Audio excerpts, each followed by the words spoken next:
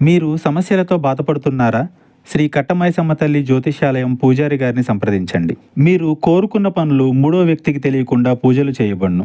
నమ్మిన స్త్రీ లేదా అబ్బాయి రావడానికి పరిహారం చేయబడును. కుటుంబ సమస్యలు, భార్యాభర్తల సమస్యలు, ప్రేమ సమస్యలు, డబ్బు, వ్యాపార సమస్యలు, ఇంకా ఎటువంటి సమస్యలు ఉన్నా దూరంలో ఉన్న వారికి ఫోన్ ద్వారా జ్యోతిష్యం చెప్పబడును. ఎటువంటి పర్సనల్ సమస్యలు ఉన్నా మూడో వ్యక్తికి తెలియకుండా జ్యోతిష్యం చెప్పబడును, పరిహారం చేయబడును. Phone number 9515466718. ఈ రోజున ఖచ్చితంగా కన్యా రాశి జాతకులు ఈ నిజం విని తట్టుకోలేరు. ఏమిటి ఆ నిజం? ఏం జరగబోతుంది? ఎటువంటి ఫలితాలు వీరికి గోచర రీత్యా కలగబోతున్నాయి? అన్ని వివరాలు వీడియోలో తెలుసుకుందాము.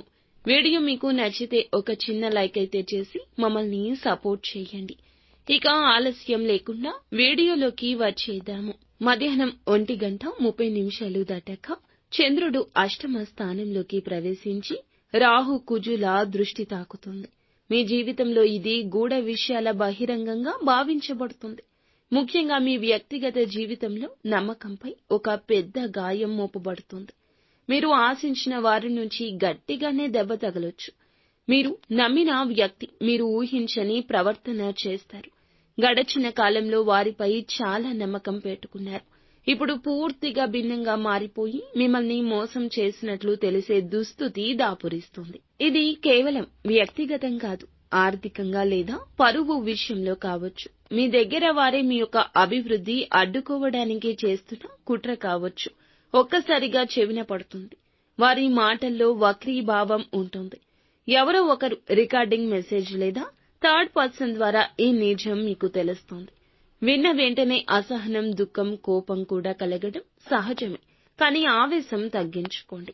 సోషల్ మీడియాలో, వర్క్ ప్లేస్ లో లేదా కుటుంబ సభ్యుల్లో ఒక లేనిపోని అపవాదం ఫలితంగా బాధపడే అవకాశం ఉంటుంది. ఇది వినగానే మీరు వెంటనే స్పందించాలనిపిస్తుంది. కానీ క్షణికంగా ఆగితే మీకు చాలా నష్టం పూరించబడుతుంది.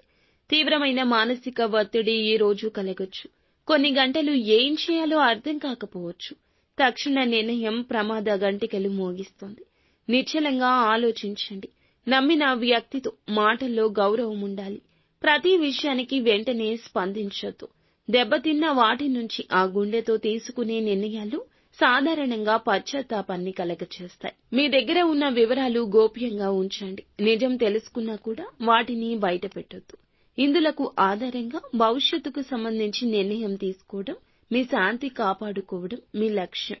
మీ మేధస్సును ఉపయోగించి ఆ వ్యక్తికి ఎలా దూరంగా ఉండాలో ప్రణాళిక చేసుకోండి.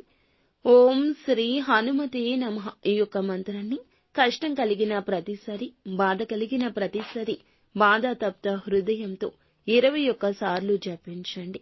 ఖచ్చితంగా హనుమంతుని అనుగ్రహం కలుగుతుంది.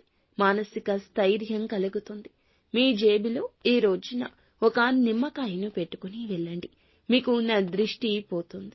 మీకు మనసు ప్రశాంతంగా మారుతుంది. అంతా మంచి జరుగుతుంది.